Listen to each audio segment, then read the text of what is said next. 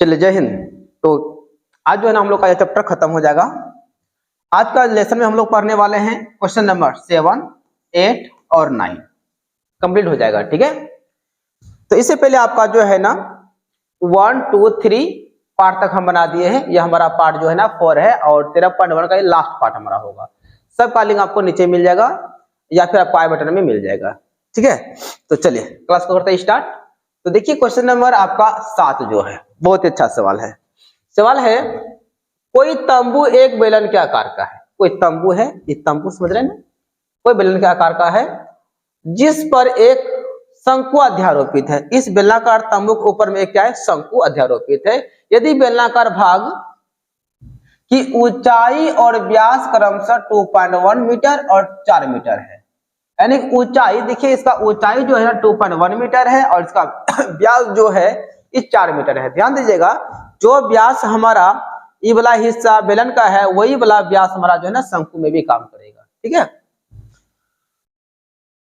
और तथा शंकु की तिर्यक ऊंचाई 2.8 है। यह तिर्यक ऊंचाई जो है जिसको हम लोग एल कहते हैं, इसको हम लोग एल कहते हैं, यह है 2.8 और ये हमारा एच होता है। ठीक है ना, तो इस तंबू को बनाने में प्रयुक्त कैनवास का क्षेत्रफल ज्ञात कीजिए, साथ ही 500 रुपये प्रति मीटर स्क्वायर की दर से इसमें प्रयुक्त कैनवास की लागत ज्ञात कीजिए। ध्यान दीजिए कि तंबू के आधार को कैनवास से नहीं ढका जाना है, लेकिन नीचे वाला कैनवास से मतलब कपड़ा से नहीं ढकना है खाली गोलाई को ढका जाएगा।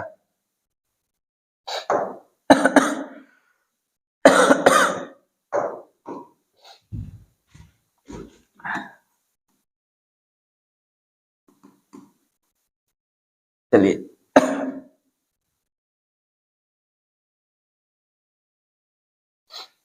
तंबू का व्यास, तंबू का व्यास दिया गया 4 मीटर, 4 मीटर है, तो इसलिए त्रिज्या कितना हो जाएगा, इसका आधा हो जाएगा 2 मीटर हो जाएगा। और दिया गया तिर्यक ऊंचाई 2.8 मीटर दिया गया है। और क्या क्या है, और बेलनाकार भाग,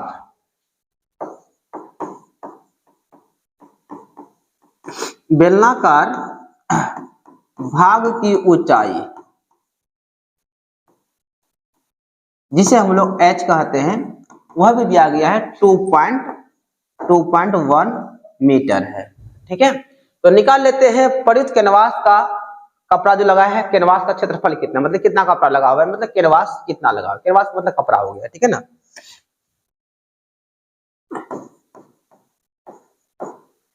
चलिए ऐसा लिखिए कि तंबू बनाने में अब निकाल लेते हैं, तंबू बनाने में प्रयुक्त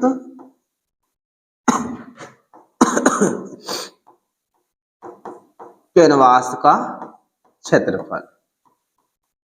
ठीक है ना, तो कैसे निकालेंगे, तो सबसे पहले हमारा जो कैनवास लगा हुआ है यह इसमें लगा, एक गोलाई लगा हुआ है, यानी कि ये बेलन में लगा हुआ है, तो बेलन का वक्र मिल लेंगे। ठीक है ना, 2πrh यानी कि बेलन का वक्र पृष्ठ क्षेत्रफल में हम शंकु का वक्र पृष्ठ क्षेत्रफल को जोड़ देंगे।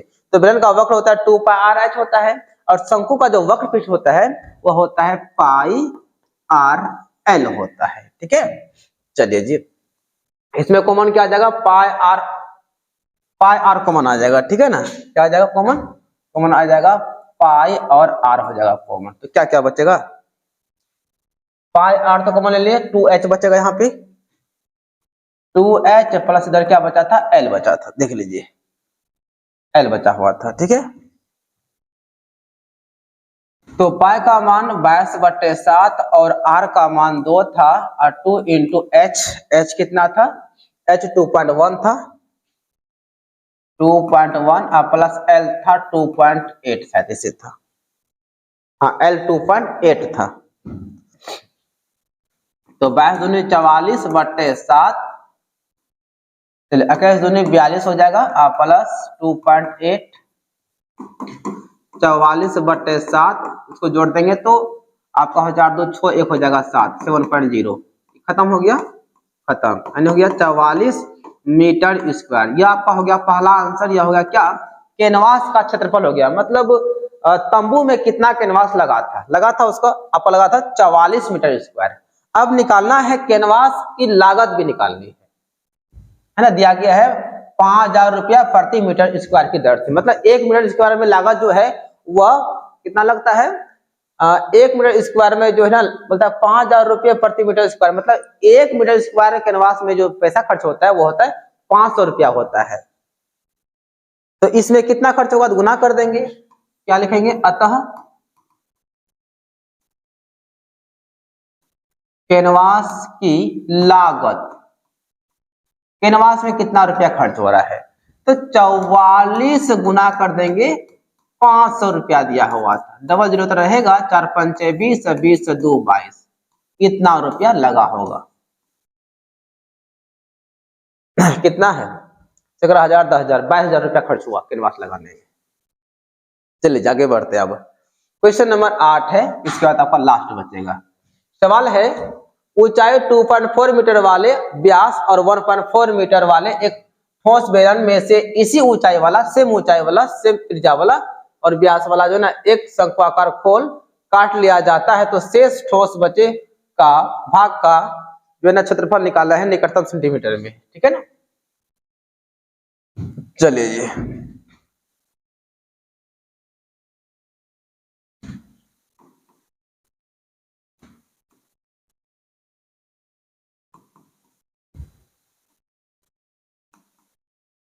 ठोस का व्यास,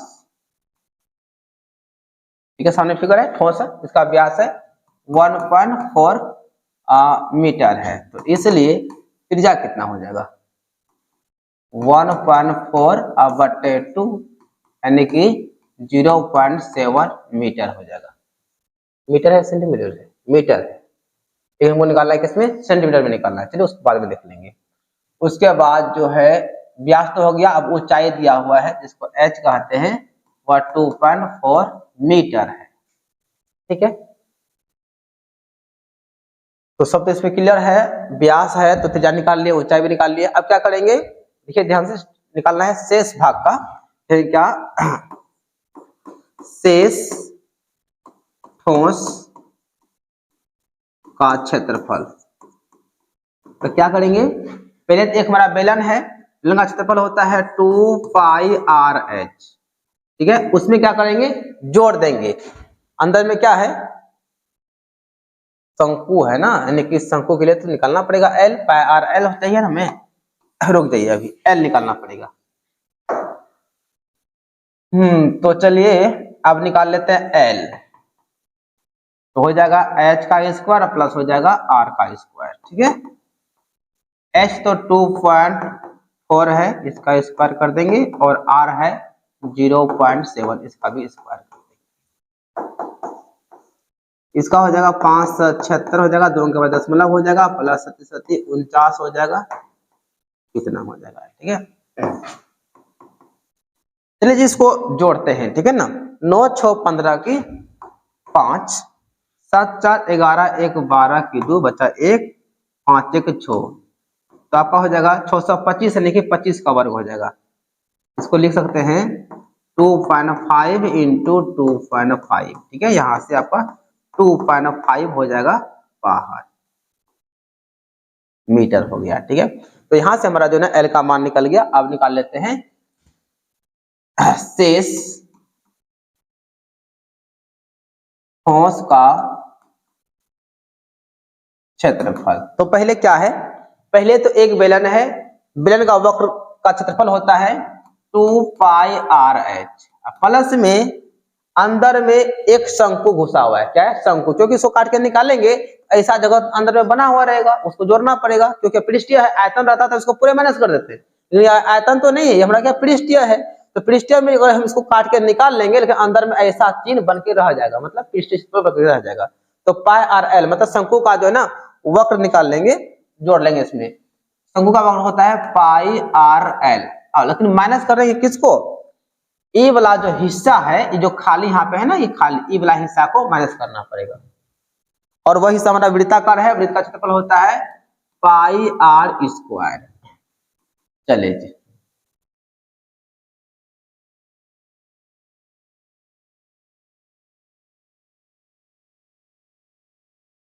देखिए अंदर में एक यहाँ पे पेन में भरा हुआ है, ठीक है ना, इसको जोड़ना पड़ेगा। 1 मिनट रुक जाइए,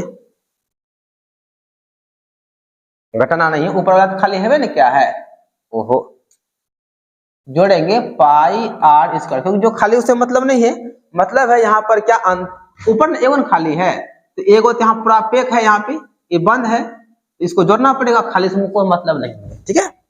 चलिए जी, तो इसमें कॉमन क्या आ जाएगा, कॉमन आ रहा है हमारा क्या, पाई और आर आ रहा है, यहाँ पे बचा क्या 2h, पाई आर ले लिया 2h बचा, प्लस पाई आर लिए यहाँ पे एल बचा, यहाँ पे एगो आर बचा, पाई का मान 22/7 और आर का मान आर था कितना 0.7, तो 0.7 इंटू 2 इंटू एच, एच था हमारा 2.4 प्लस एल, एल का मान कितना था 2.5, एल का मान 2.5 प्लस आर का मान 0.7। चलिए जी, दशमलव उड़ा देंगे तो नीचे 10 हो जाएगा, खत्म हो जाएगा, तो 22 बट्टे हो जाएगा 10, देखिएगा ध्यान से, 24 दूनी हो गया 48, ठीक है, प्लस 2.5 प्लस 0.7। चलिए 22 बट्टे हो जाएगा 10 गुना 7 5 12, 12 और 8 हो जाएगा 20, बचा 2 और 2 2 4 4 हो जाएगा 8, ऐसा कहानी खत्म। चलिए 7 5 12, 12 8 20 हो गया, बचा 2 2 2 4 4 8, ठीक है, तो आपका हो जाएगा 8 2 16, 8 2 16 1 17, बट्टा हो जाएगा 10। अब देखिए यह तो हमारा किस में है, मीटर स्क्वायर में है, लेकिन हमें लाना किस में, सेंटीमीटर में लाना है, किसमें, सेंटीमीटर में लाना है, तो क्या करेंगे जी, ये जो है ना 176 बट्टे जो आपका 10 है, यह मीटर स्क्वायर है, इसको लाना है सेंटीमीटर में, तो क्या करेंगे, डबल 100 से गुना कर देंगे, आ जाएगा हमारा सेंटीमीटर में आ जाएगा। पहले चलिए आपको एक चीज बता देते हैं, यहाँ देखिए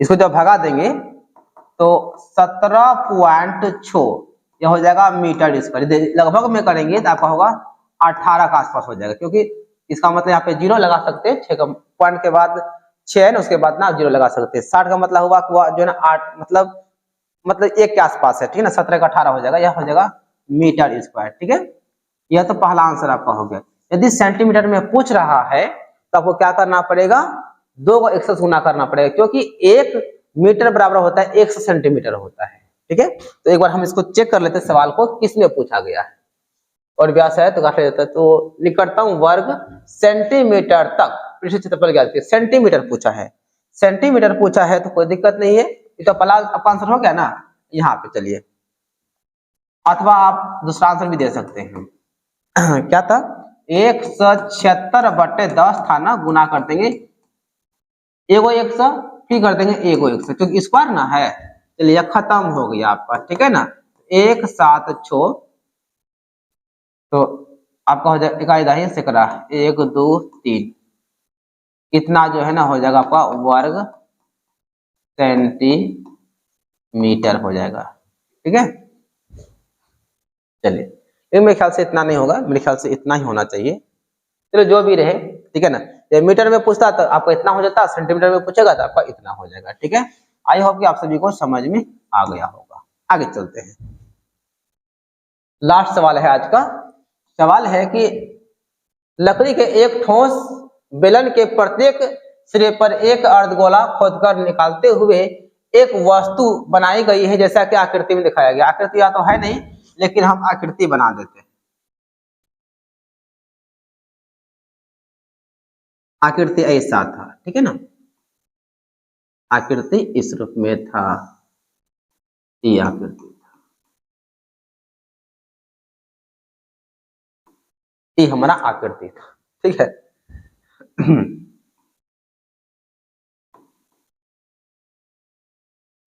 ठीक है। यदि बेलन की ऊंचाई 10 सेंटीमीटर है, इसका यह जो ऊंचाई है यह आपका है 10 सेंटीमीटर, जिसे हम लोग h कहते हैं, और आधार की त्रिज्या 3.5 है, जो रेडियस है त्रिज्या ये 3.5 सेंटीमीटर, राइट। इस वस्तु का संपूर्ण पृष्ठ क्षेत्रफल ज्ञात कीजिए। सिंपल है। चलिए, वस्तु की ऊंचाई जो h है वो आपका है 10 सेंटीमीटर। आप बोल सकते हैं बेलनाकार वस्तु की ऊंचाई। वस्तु बोलने से आपका अर्धगोला और बेलन सब आ जाता है, ठीक है ना। 10 सेंटीमीटर है और त्रिज्या जो है वह है 3.5 सेंटीमीटर।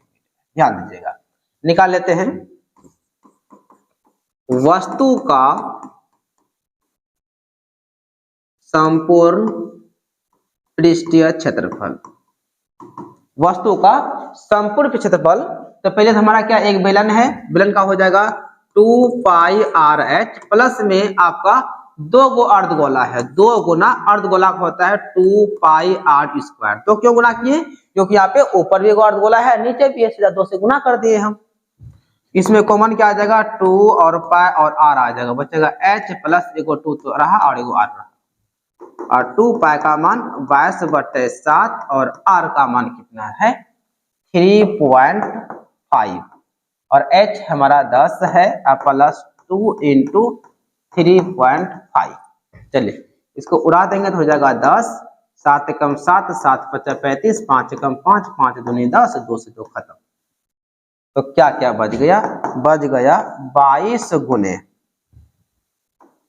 10 प्लस 35 दूनी 70 यानी कि 7.0 हो जाएगा, ठीक है। तो 22 गुना 10 7 17 हो जाएगा, ठीक है ना। तो 17 दूनी 34, 34 और 2 हो जाएगा 36 सेंटीमीटर स्क्वायर। चलिए 17 दूनी 34 बचा 3, 34 3 हो जाएगा, सॉरी 17 दूनी 34 की 4 बचा 3, 17 दूनी 34 और 3 37 हो जाएगा, 374 सेंटीमीटर स्क्वायर हो जाएगा, ठीक है। तो चलिए आज हमारा जो है ना साथियों 13.1 जो है ना पूरा कंप्लीट हो गया, ठीक है ना। आई होप, उम्मीद करते हैं कि आप सभी कुछ समझ में आ गया होगा। तो हम लोग अब 13.2 को लेकर अगले क्लास में मिलते हैं, तब तक के लिए जय हिंद। और वीडियो अगर पसंद आया होगा तो वीडियो को लाइक शेयर जरूर कीजिएगा, ठीक है। All the best.